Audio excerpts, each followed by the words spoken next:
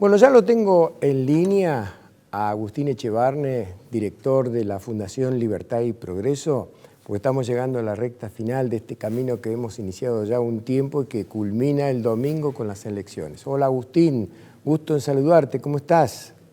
Buenas tardes, Rubén. Un gustazo charlar contigo. Bueno, llegamos a la recta final, así que la primera pregunta que te quiero hacer es ¿cómo ves vos a la Argentina en esta recta final hacia el domingo? Bueno, Argentina está en una situación sumamente complicada desde el punto de vista de la economía, pero la verdad es que también está complicada desde el punto de vista de la política, ¿no? Y espero yo que después de las elecciones se empiece a aclarar el panorama, porque la campaña electoral ha sido muy dura, ha habido muchos dardos envenenados volando por el aire de un lado y del otro. Y eso creo que ha hecho daño a los candidatos, pero también le hace daño a la Argentina, ¿no? Porque si desprestigiamos a nuestros candidatos políticos, al final también se perjudica al país. Y la economía está en una situación archidifícil, lo sabemos todos.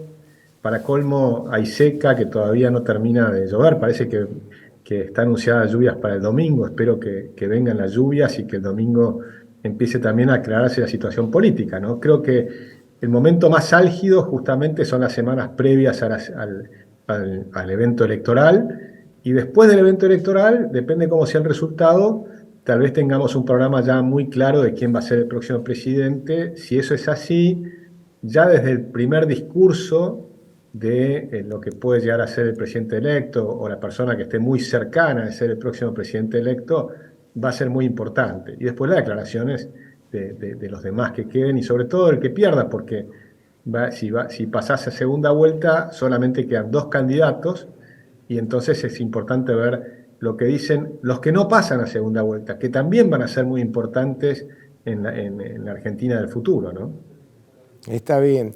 Ahora, cuando uno escucha a los candidatos, escucha sus propuestas y ahí encontrás un arco con distintas estructuras de comunicación, donde hay propuestas que son yo los voy a hacer felices, yo los voy a hacer ricos, yo voy a hacer que no sufran más, todas dirigidas a la emoción.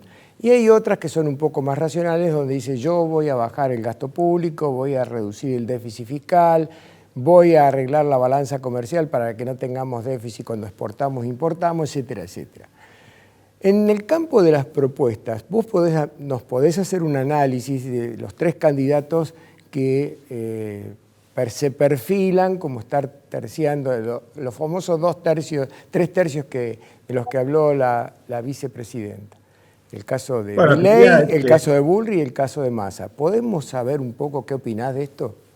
sí, claro. Te diría que empezando al revés, por Massa, que lo nombraste último, creo que es el primero que es fácil de descartar, porque más allá de sus propuestas o lo que él habla, ¿no? Que a veces pareciera que tiene una cara de amianto, en realidad uno puede observar los hechos. Él ya es gobierno desde hace 4 años, pero es ministro de Economía desde hace más de un año, ¿no? 1 año y 2 meses. Y en ese 1 año y 2 meses multiplicó por 3 la inflación, ha hecho un desbarajuste final, pero fenomenal. Digamos que hace 3 o 4 meses atrás la situación de la economía argentina era mala, estaba complicada. Hoy está mucho peor, ¿sí? Porque además ha sido un insensato y un irresponsable lo que ha hecho, ¿no? Y creo que haber sido candidato y ministro de Economía al mismo tiempo fue muy malo para la Argentina, un experimento que no hay que repetir. O sea que descartemos un poquito eso y vamos a los otros dos. Cuando miro los otros dos candidatos, es decir, La Libertad Avanza y Juntos por el Cambio, en realidad hay una gran parte de las propuestas que son similares. Ambos te dicen que hay que bajar el gasto público, que hay que eliminar el déficit fiscal, que el Banco Central tiene que dejar de financiar al Tesoro y por lo tanto tenés que eliminar la inflación, tenés que abrir la economía, tenés que desregular, tenés que, por ejemplo, hacer la reforma laboral. Fíjate que todas esas cosas, ambos grupos o ambos equipos técnicos están pensando en cosas relativamente similares, reforma del Estado, reforma de la administración, etcétera, etcétera. En el punto donde hay diferencias importantes es uno, es el del Banco Central. El Banco Central es un desquicio, lo que ha dejado Massa es un desastre, lo que va a dejar Massa y Rubinstein es un verdadero desastre, es un agujero muy grande en términos de que vas a tener reservas negativas, tal vez en 10.000 millones de dólares, vas a tener una deuda remunerada que equivale a 3,5 veces prácticamente de la base monetaria, con una tasa de interés que se acerca al 300% anual. Así que imagínate, 3,5 veces la base monetaria y creciendo una tasa de interés del 300% anual. Te da un déficit fiscal que es mucho más grave que el déficit fiscal del Tesoro. Entonces ahí tienes un problema muy serio y por eso es tan difícil de entender qué es lo que se puede hacer. Hay una propuesta de máximas, que es la de Javier Milei, de la dolarización, y una propuesta de mínimas, que es el sistema bimonetario, pero donde también permitirían la libre circulación de los dólares.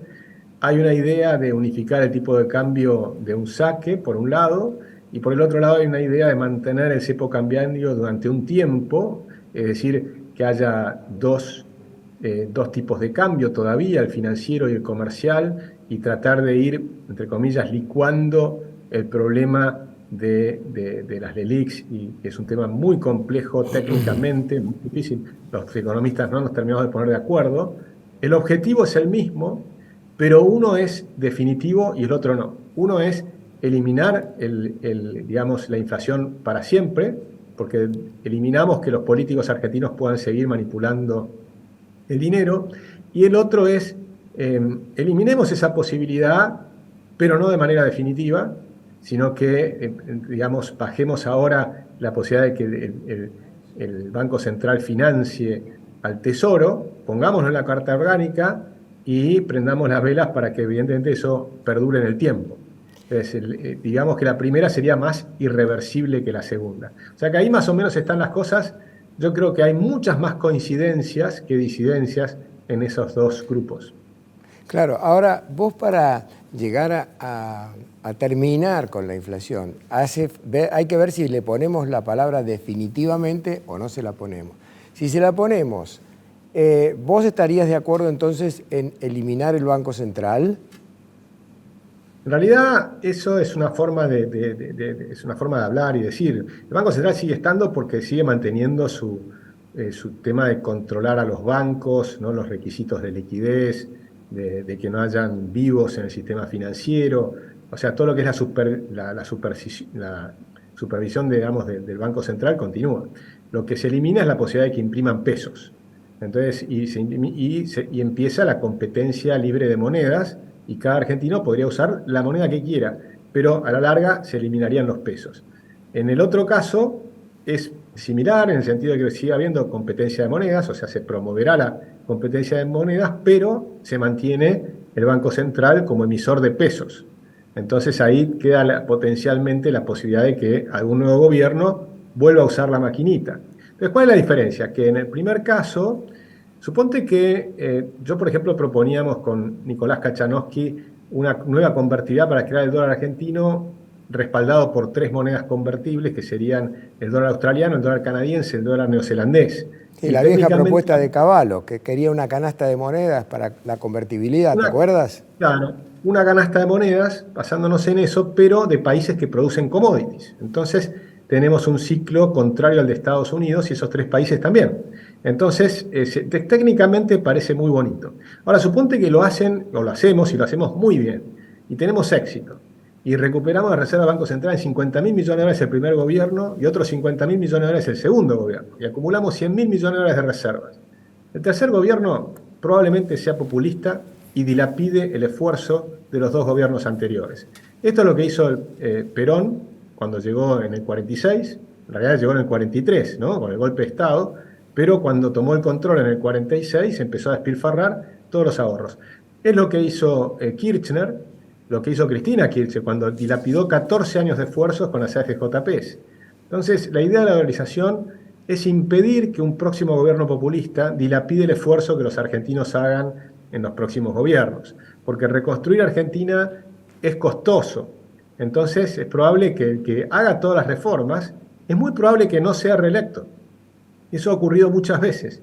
El que hace las reformas, que a veces son dolorosas, por supuesto, porque no va a ser sencillo, va a ser complicado, Después no va a ser, es muy probable que no lo reelijan, del modo que no lo reeligieron a Churchill a pesar de que ganó la guerra, no eligieron a Ruth Richardson a pesar de que hizo todas las reformas que pusieron a Nueva Zelanda en el primer lugar, en los primeros lugares mundiales.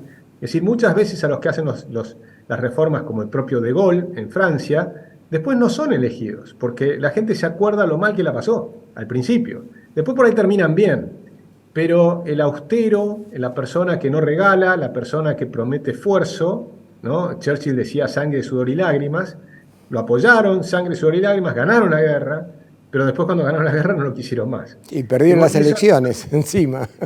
Ya, entonces exactamente, porque no lo apoyaron más, ¿no? Y pierde las elecciones.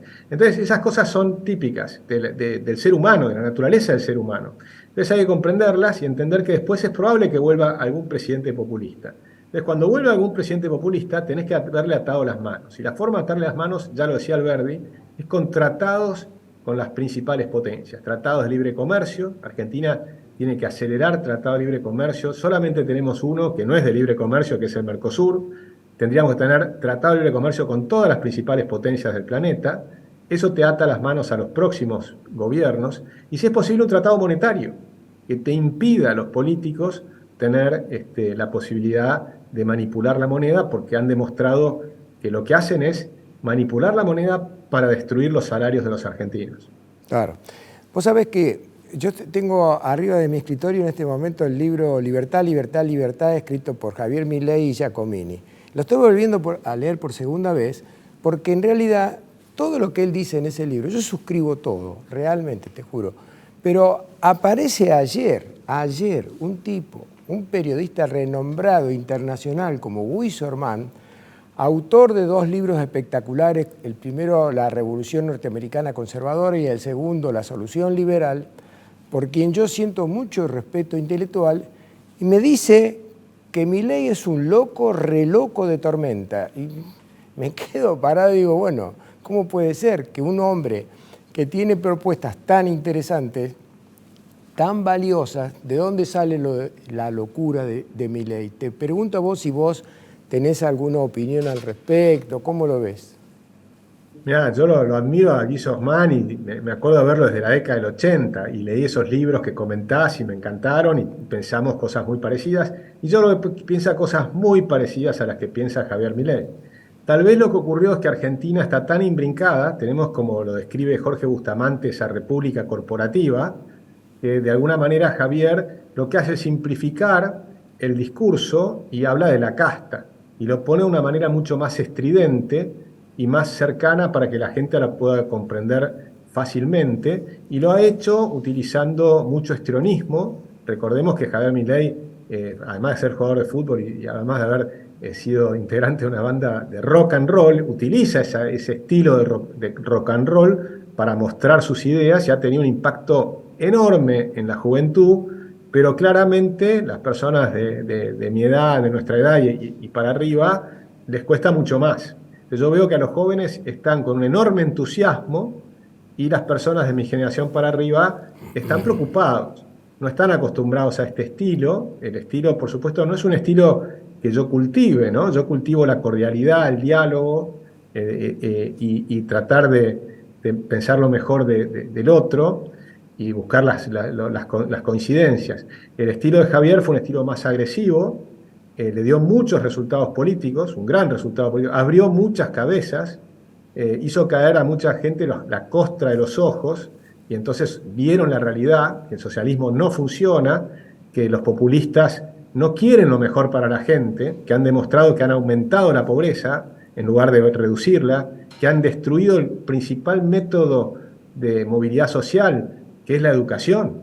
Entonces, ¿cómo puede ser que los populistas destruyen la educación y hayan sido los conservadores los que hicieron la movilidad social más impresionante, ¿no? O sea, ellos critican a lo que llaman la oligarquía y resulta que Sarmiento, Avellaneda, Roca hicieron un sistema extraordinario para sacar a la gente de la ignorancia y hacer una movilidad social ascendente espectacular.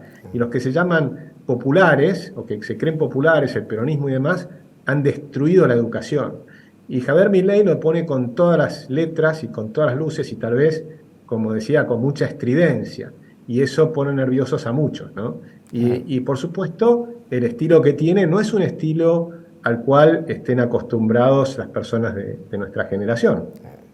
Bueno, como siempre, Agustín, me están haciendo señas que nos cortan la luz, como siempre. Así que te invito a que nos podamos volver a encontrar la semana que viene para analizar cómo terminaron las elecciones, porque ahora estamos ahí sin saber qué va a pasar. Y el próximo miércoles seguramente vamos a tener ya todo claro.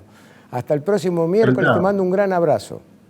Hasta el miércoles que viene. Un gran abrazo a ti y a todos los que están escuchando.